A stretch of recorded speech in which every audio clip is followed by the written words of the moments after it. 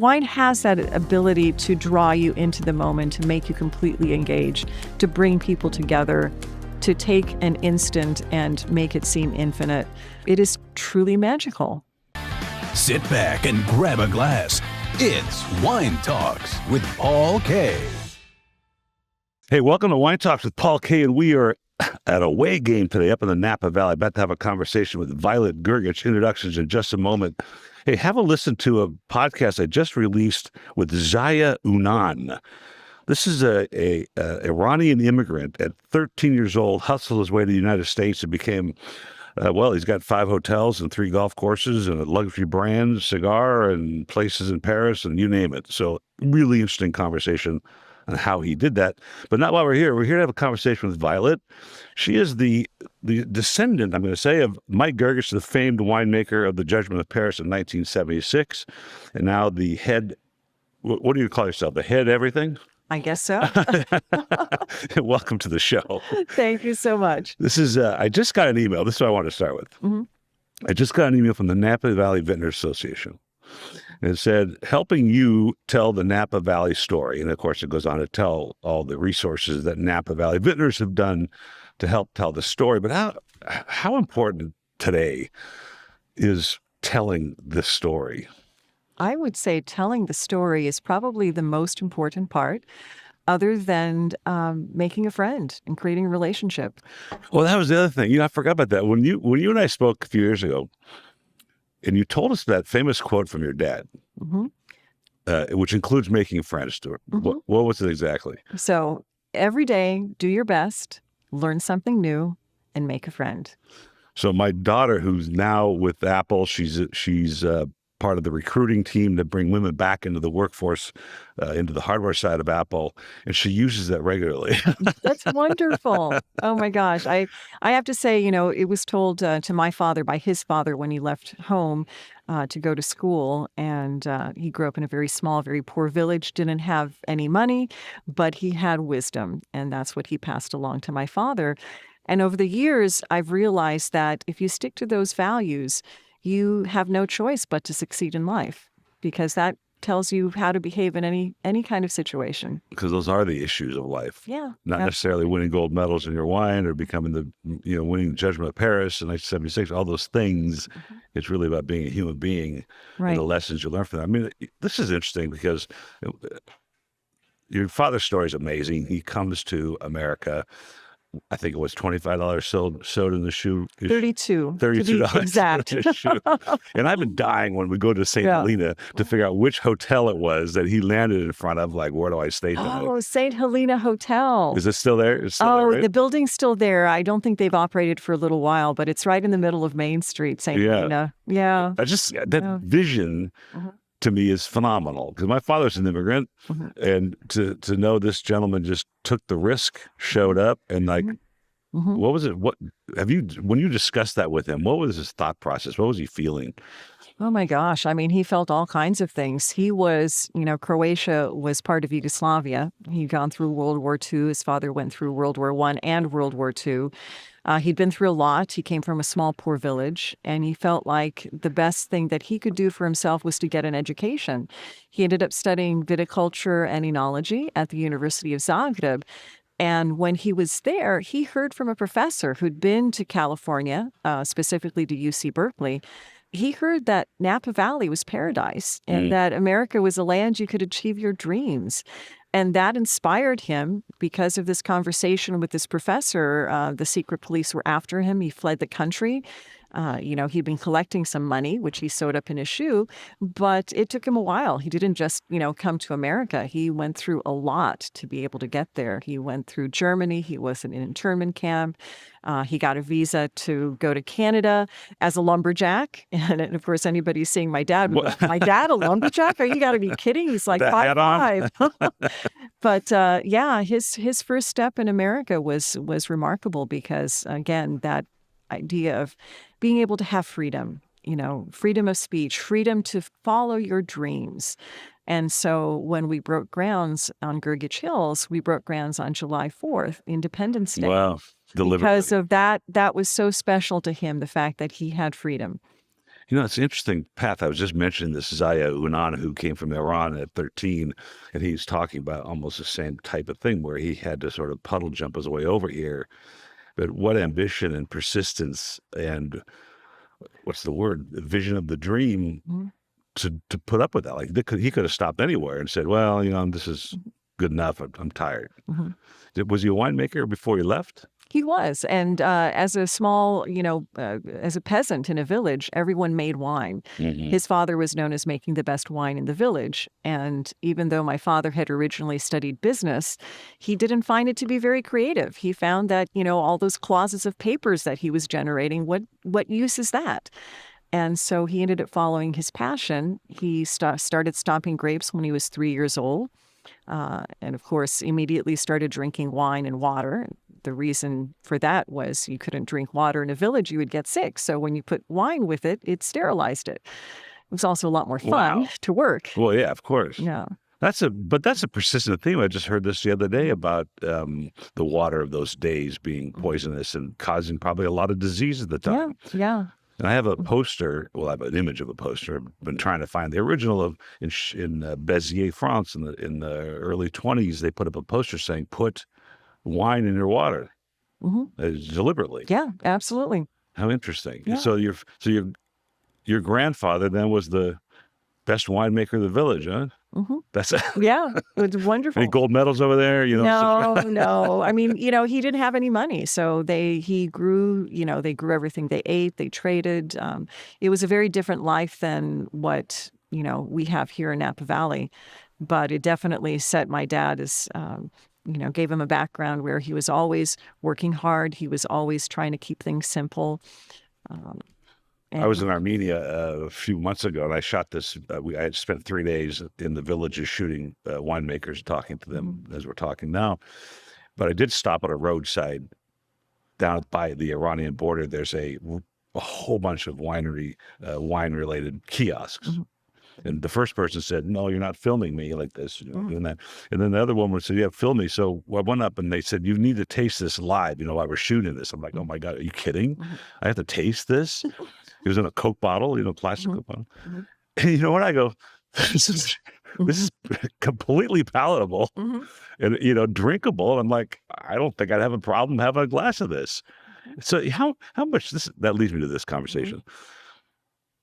There's all this talk of contemporary innovation, and I just think it's generationally driven. But I mean, how different is wine from when your grandfather made it? I mean, really, how different is it? Really not much, right? Really not much. I mean, basically, you take grapes, you ferment them, you make wine. Right. How you do it? I mean, there's in Napa Valley, particular. There's especially at very high-end wineries. There's a lot of technology that we choose not to use because we want wine. So, for example, picking every perfect berry, that leaves out a lot of complexity. And wine is something that's incredibly complex. We take the whole grape cluster and we ferment it naturally using yeast that is found on the grapes themselves. We can do this because we're regenerative organic certified. Everything is natural. Everything is really about life and creating balance and harmony both in the vineyard but also in the winery. So we do as little as possible to try to retain the natural flavors that are found in the grapes. That's another thing I find fascinating. Wasn't it always that way? I mean, here we're patting ourselves on the back for doing it, which is great. We should be doing it the way you're talking. But when your father got here, there weren't pesticides, insecticides, and herbicides. You did it this way. It wasn't always natural fermentation?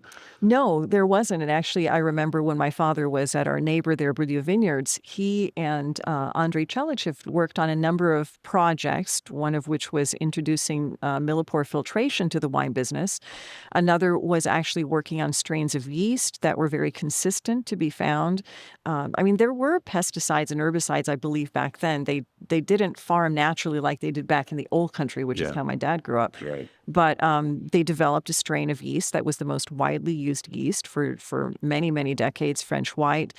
They also produced the first industrially induced malolactic fermentation, which previously had been spontaneous. And so that was a lot of development that happened there.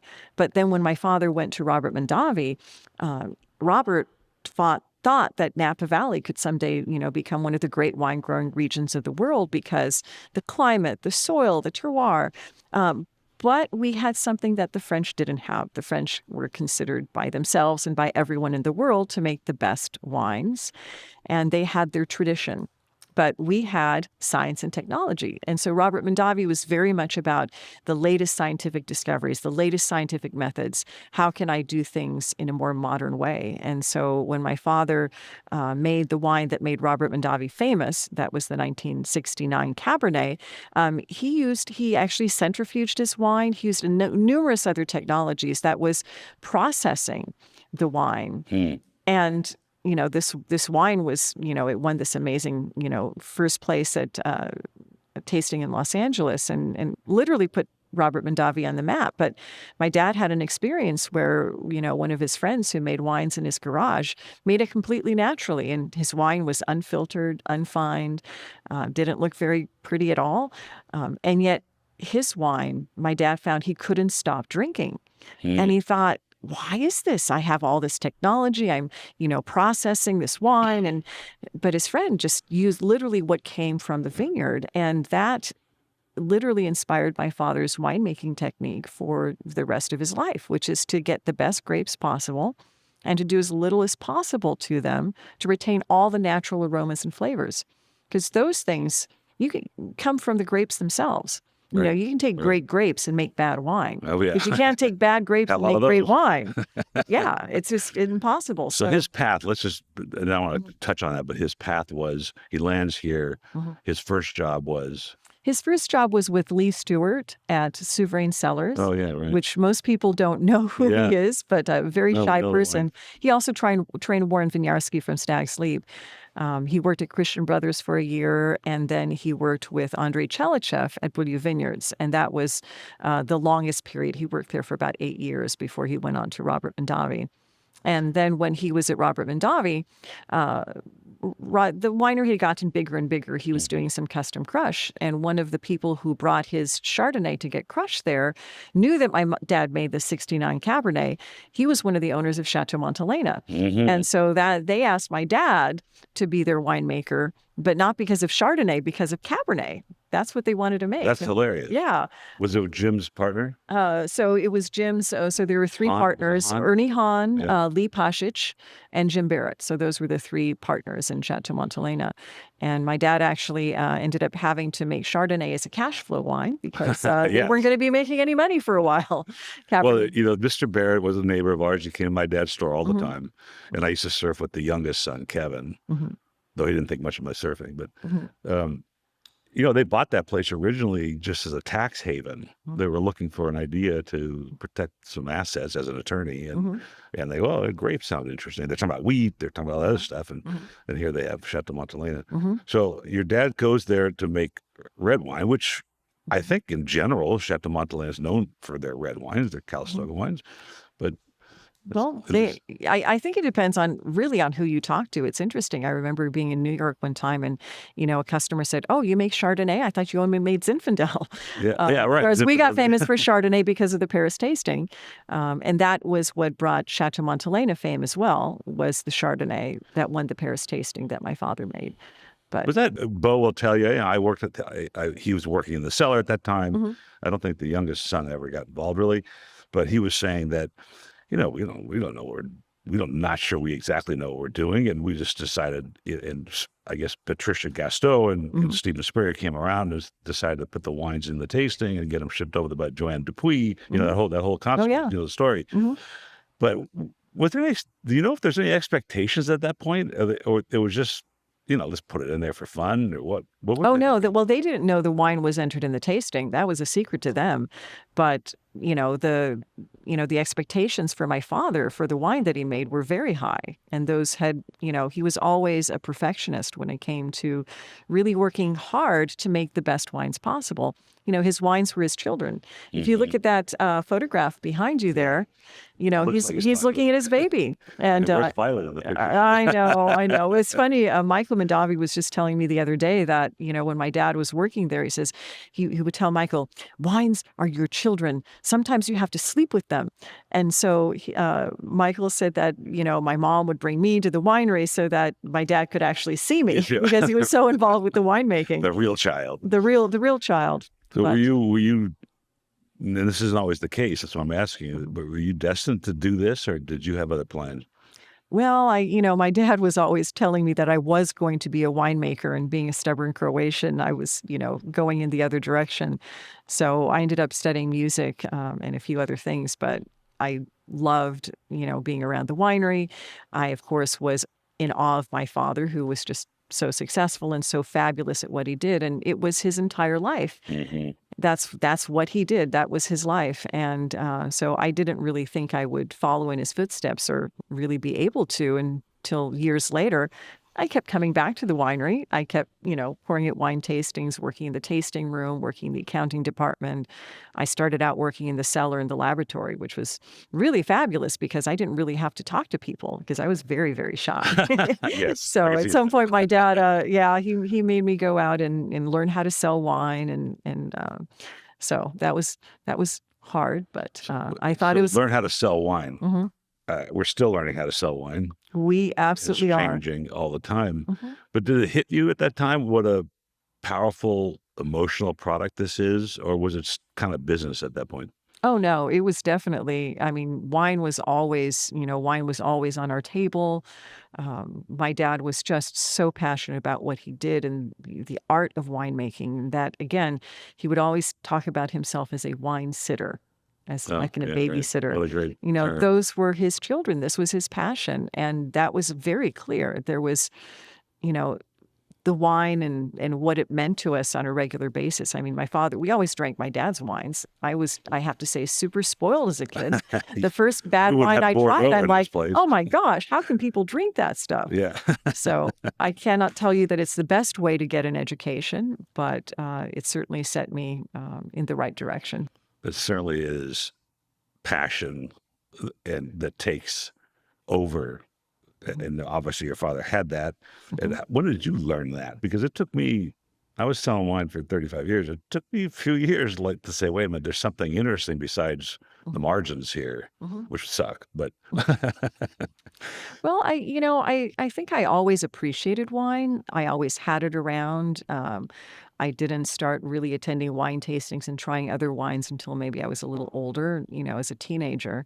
But the fact that you could have wines of a particular variety that could be so different from one another, it was pretty remarkable. As a musician, I'm always using musical analogies, and the best wines are those that continue to evolve and continue to interest you, not only over the course of an evening, but over the course of, let's say, a case of wine. I just got a wonderful note from a customer who they bought a case of 1990 Chardonnay, and my dad apparently wheeled it out in his dolly out to their car, and they just finished their last bottle about a month ago, and they Wow. said it was one of the best wines they'd ever had. that's amazing. So that kind of thing always comes back to me as like, wow, this is amazing. And hearing those stories, hearing how people have been affected by our wine and what a difference it's made is really huge. I mean, wine is truly an art and a science as well. But, so is music. But there seems to be no other product on the face of the earth that affects humanity like wine does. And this is what I wrestle with when I read the contemporary Gen Z conversations, because you got your MBA at Pepperdine, and I can't tell you how many times I've seen people try to apply their business school in their spreadsheets and their programs to wine business and realize it doesn't work because the product is so emotional. Even to the extent the other day I went to a Bordeaux tasting and I put my nose into a glass of Barsac, and I've never felt like this before. It was just one of those wines where you just were overcome with emotions. There's no other product in the humanity that does that. No, and it's literally true. I mean, wine reminds you of a place and a time, and one sip is a journey. That first smell, that first sip, and as it sort of lingers in your mouth, it goes through a transformation. It is so incredibly complex. It reminds you of situations, places, people, How do we and tell that emotion. story? I mean, was that a priority here at the winery? If I come in for an experience at Grgich, am I getting that? Am I feeling this passion? I believe so. Mhm. I think, for us, the most important thing is that any person who comes here should immediately feel like they're the most important person in the world, and that we're very down to earth. We're not what people would expect, I think, in Yeah, Napa right. Valley, but we're farmers, and this is our life. It's not our lifestyle; it's our life. Right. And for our That's a good team to point. explain to people what wine means, to educate them about it, but for them to have that experience, trying the wine, what does that mean to you? And people come here with all different levels of education Sure. of wine. And I think our team is really, really good at knowing how much to tell, how much not to tell. And most importantly, though, is a story and that personal connection that our team feels with people through wine is invaluable. I mean, the story, just the hard, well, it's not the hard luck story, but the story of your father coming, and if that's just told briefly to someone, and then they realize what's in this bottle, because, and I think you would agree with this, that the terroir has to include the wisdom of your father and your grandfather and you as time evolves, as you learn, as you grow, as this industry, as this winery grows, that what's in the bottle really is a reflection of all of that. Yeah. I mean, you can't taste like in the tannin, right? There's Mike Grgich's tannin, but it's his story, but it's got to come out. It's my father's spirit, it's my family's spirit, and it's the spirit of the land. The thing that was most important to my father was not that he was the winemaker. It was that he allowed something to be created that was greater than the sum of its parts. And for him, the winery was originally actually called Chateau Hills. Many people don't know that. No, I've never heard that. Because when he found his partner, Austin Hills, they both agreed to contribute one word to the name of the winery. And Austin, his last name, Hills, he's from the Hills Brothers coffee family of San Francisco. Wow. And my father said chateau, not because he wanted a fancy building here, but because he wanted to create a chateau style, whereas we were known for the wine, not for the winemaker asserting their own ego into the wine. It was all about, the child, the spirit of the land. And, the way we farm, we're regenerative organic certified. It's the highest level of farming possible. We started organic farming in 2000, biodynamic farming in 2003. We've still retained some of biodynamics, but it is about regenerative organic, and we've seen more results with this farming than in all of our years of doing the other two. So that enables us to make wines as naturally as possible, which allows, we think, for even greater and greater quality, complexity, longevity. Isn't it interesting how that's come around like that? And Yeah. it's really, I mean, it has to create the vibrancy in the life of a wine. Absolutely. I mean, wine is a living thing. It Yeah. truly is a living thing. And the more naturally it's made, the more alive it is. And I think there's this misconception, and possibly because, some people who make natural wines, literally it's such a hands-off experience. Our goal is to make the best wines possible in the most natural way possible. But define But- that for me. So what we do, and we, I mean, there must be a moving target for every winery to make the best wine possible, because some would say the best wine possible that I can make the most money on, and so I'm going to make it taste the same every year and add sugar and all this other crap to it, or the best wine possible as the best expression of what we're given here. I think it's a combination of everything, but for us, it's not about the money. Yeah. If we want it, we go into another Well, it business. helps. It helps. And my dad actually, of all the things that he's accomplished, always said that the thing he was most proud of was providing employment for almost 50 people, and Huge. and that's huge. So we could not do what we do without our team, and and our team has belief and in our values. And I think every organization works the best when you have values that everyone believes in and are able to translate those to your customers, your guests, the people who visit. So you've been moving toward biodynamic, or is not because people are asking for it, because that was a trendy thing, let's say 5 to 7 years ago. This is organic. And then you taste the wine, and it was like an excuse for it to be like kombucha. It had this yeasty, raw, weedy, and that was just coming from the novices, really, in my opinion, when wine was always natural. I mean, the Burgundians made it natural, the Bordelais made it natural until all the other stuff came. And here you're doing it because not only you think it produces a more vibrant, lively wine, but it also is better for the earth. It's better for everything. But I think that idea that natural wine has to be funky is absolutely not true. That's simply an excuse for making bad wine. Right, exactly. So that's one of the reasons it's hard to sort of say natural and have to, but doesn't it have fun? No, you can make natural wine to be perfect and to have no flaws and to have amazing character. And I think longevity too. Right? And longevity. And in fact, when my father turned 100, we had a special media and press tasting for him. And the wines that we tasted started with the 1965 BV Private Reserve Cabernet. Wow. The oldest Chardonnay we tried was the 69 Mondavi Chardonnay, a 72 Montelena Chardonnay, and then, of course, Grgich Hills wines through the teens. And what was most astounding, not just that 69 Chardonnay still had life and freshness was amazing, but the fact that the style was continuous from those very mid-60s all the way through today. That was what my dad had hoped to achieve. And we were able to see that in this one tasting. It was truly remarkable.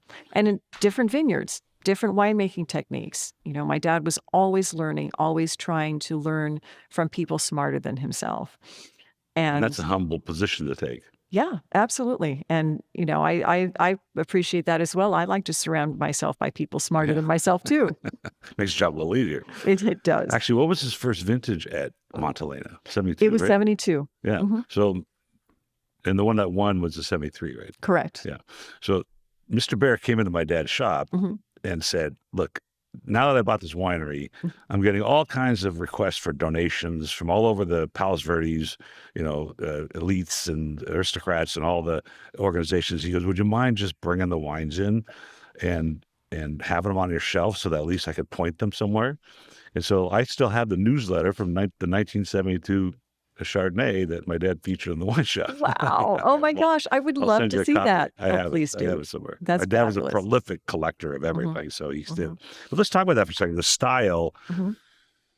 I remember when I first started, I started at 88 doing this, the buzzword was, this is so Burgundian, or this is so Bordelais, and we were trying to copy the French, or at least look like the French. You don't hear that anymore. So what drove your father's style? Do you have an inkling as to what was that? Absolutely. He wanted a style of wine that was food friendly and that was balanced and that would be complex and interesting. And that style that I suppose that sort of is the Burgundian style, the French style. It's more old world. It's more the kind of wine that people, have on a daily basis with food and their family and friends. Whereas wine has, had a difficult and interesting history in America. Wine wasn't something that people really enjoyed on a regular basis. I remember as a kid, of course I had wine with dinner and, people would look at my lunch and go, what is that? What is that stuff? And it was like, well, it's French bread and liverwurst and prosciutto and figs and figs. What are those? Pate. Yeah. And then they're like, oh, your mom cooks? And I'm like, well, how else do you eat? Oh, wow. So it was a very different climate here, particularly on the West Coast, than it was, I would imagine, on the East Coast. But again, for my father, that style came about because it not only went well with food, but it had this amazing complexity, and it tasted better the longer it sat in the glass, and it tasted fabulous the next day and the next week. So for him, that was the ultimate. We were in Croatia. We went to Hvar, Split, Dubrovnik, all that. And we went to a Michelin star restaurant in Dubrovnik. And I realized at that point, I can't pronounce the grape varietals, the indigenous grape varietals of Croatia. Of course, the only American wine on any of the lists was your dad's. But what I found fascinating was the Croatian wines were really good. And they were very complex, and the indigenous grapes were fascinating. And I just relied on the Psalms to say, this is what you're eating. This is what's happening. So he must have brought that with him as to the whole, just maybe it's just the DNA thing that this happened like this. I think there's a lot of DNA there, but, when my dad fled Yugoslavia, it was a communist country. And so much of what had been good had really fallen into disuse. And wine was one of those. Mm-hmm. There was no incentive for people to make good wine anymore. And when he, heard and finally Croatia declared independence, and he finally went back after those many decades of not being, in his homeland, and he really wanted to do something to help the new country, the new independent democratic country. And so he found a place to build a small winery. And the intent for him was to have it be a place where people could come and learn everything that he learned. He wanted to share everything that he learned on his entire journey about how to make great wine, how to grow grapes and make wine. And that wasn't really seen very well. It was sort of like, what are you doing coming and telling us what to do? Really? But I think eventually after, I would literally go over, I would do a trade lunch, and the restaurateurs and retailers would tell me, why are you putting your wine in barrique? You may as well throw it in the Adriatic. And so I literally went from one summer where we were yelled at for putting our wine in barrique, and the next summer where you saw barrique on the labels, and it was more expensive. Wow. So it was that's funny. So I think that the that's important, though. Yeah, but the entire journey, I mean, it would not have happened had Croatia not declared independence and been able to create a place where people could see the beauty of the land. And as more people started to find out about it, people started, becoming more. Again, I think it's the natural DNA. I think naturally, there is incredible food in Croatia. Just the basic food is just so delicious. And then to sort of go to the next level to take it on the world stage. A lot of that did happen because people had to up their ante, because now people with a lot of money were coming and their expectations were being set. But I have to say my favorite food is still the down-home country food, the basic grilled fish, and the vegetables and the roast lamb. And it just has such a particular wonderful flavor to it. And there's a simplicity to it. If it's the good, simplicity, if it's yeah. proper. And we are all about keeping things simple. And again, another musical analogy, most people think that when you play a lot of notes really fast, you're a really good musician.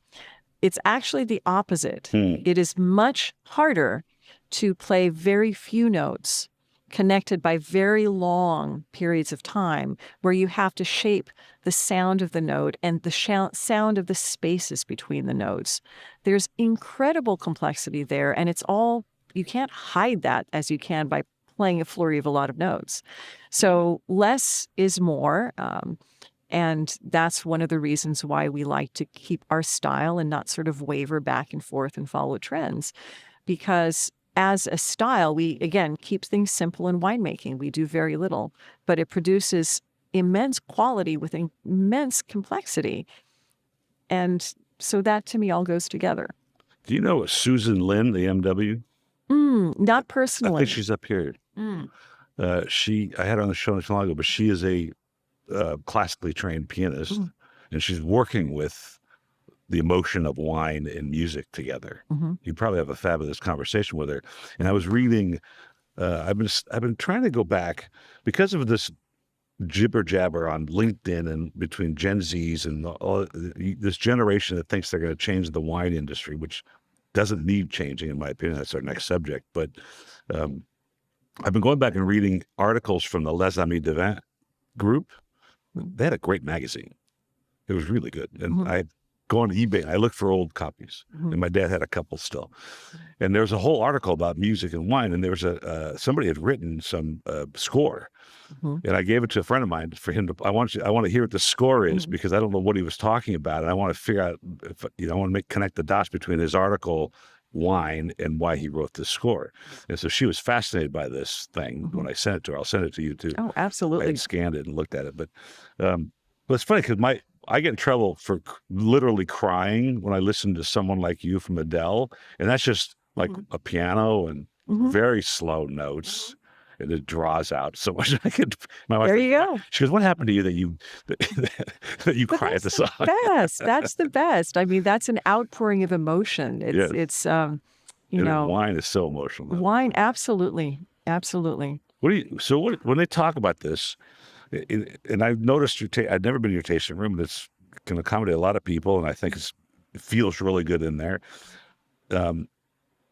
What does innovation mean to you in this segment, in this industry? Like, for instance, I'll give you an example. We're in Chateau Bailly on the left bank, and she has created this incredible winery for visitors to come to. And so you actually can dine on top of the fermentation tanks. And you can actually lift the lid and look down at the fermentation tank if you're there. And that seemed to me to be an experiential innovation where people are going to go and remember this. And I think what's going on the internet is people are talking about cans and Tetra Paks and flavors and whatever. Is that innovative to you? What does that mean here? What does it mean in Grgich to be innovative? What do you work? Well, we're a little bit different. As I mentioned, we like to keep things simple and we like to keep things natural. We found that Mother Nature seems to be smarter than everyone. Just thinking about solar panels, the natural photosynthesis that happens in green plants is so much more efficient than what we're able to make in solar panels. It's just we're doing our best to try to mimic nature. That's the first time I've heard that. That's really interesting. Yeah, and what we're doing in our vineyard is trying to mimic nature and to keep things simple. And in that simplicity, we find the greatest complexity. So for us, innovation is just learning how to do things better. I think, there's a lot of, tricks and what's new and, right. it's hard to always have what's new when you're really focusing on just doing what you've always done, but better and better. We have, added some wines that we didn't, we started with several different wines, 5 different wines. Now we have 3 different Chardonnays, 3 different Cabernets. The world has changed, and the fact that we're all 100% estate grown gives us opportunity to create special wines for our club members or visitors to the winery that they don't have a chance seeing anywhere else. And it's really fun for our team too, because, they get to innovate and experiment. And interestingly enough, my father has always been innovative. He didn't always, this is the way I make it and that's it. How we've made wine has changed over the years, but it's changed in an effort to maintain our same style. So with different vineyard sources. That's a tough role because you stepped in and the distractions had to be huge to move away from what was traditionally your father's position on this, because there's so much going on around the world. Least of all would be somebody saying, "Hey, we want to buy your place." I mean, you must have 100 proposals or people ask, "Can we?" Oh, in fact, some people assumed when my father died that we were already sold. I'm like, no. Our idea, and my father's idea of really creating this style of wine that would live through generations, this chateau style, is something that I'm committed to. My winemaker and vice president is my cousin, Ivo Jeramas, who came from Croatia in 1986. He started out as a mechanical engineer and ended up falling in love with the vineyards and with wines. And so he's been the driving force between our farming practices.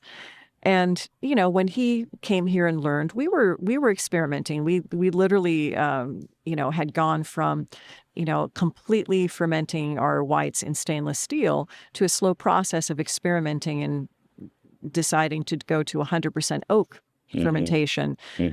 This was something driven by my dad. And so over the years, there would always be something new that we were trying. Not an attempt to, do something new and different, but let's see how we can make things better.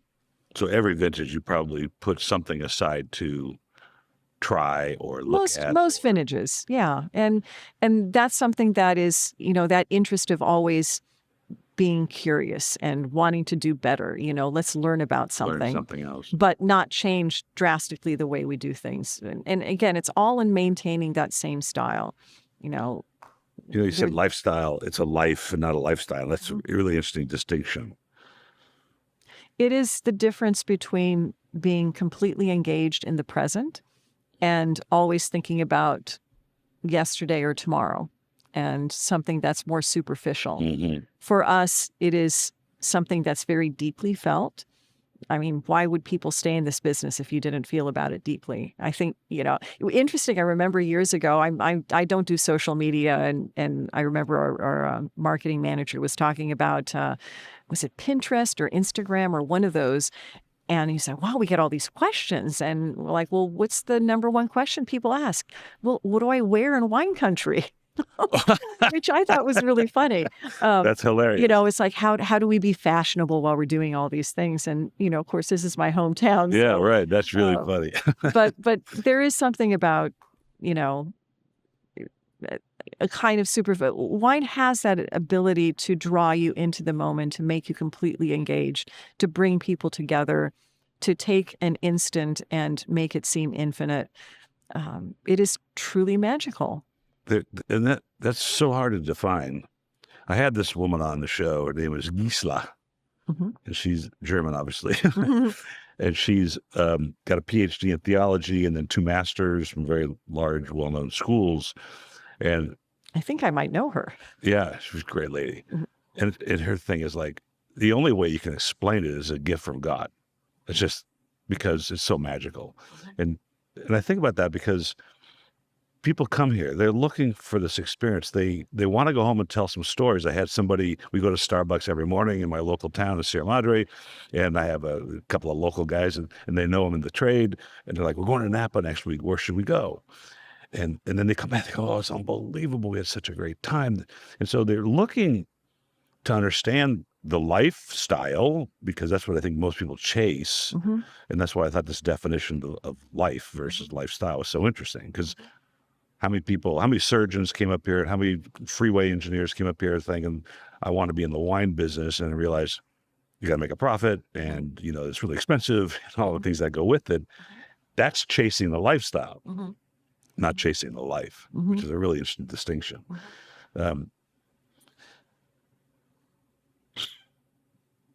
What is happening now with, we were talking about Gen Z briefly, and what generational changes, and we're almost done here, by the way, what generational changes have you seen, or can you remember, that sort of put wine on the back burner for some generations, but has always come back because it's, 6,000 or 12,000 years old.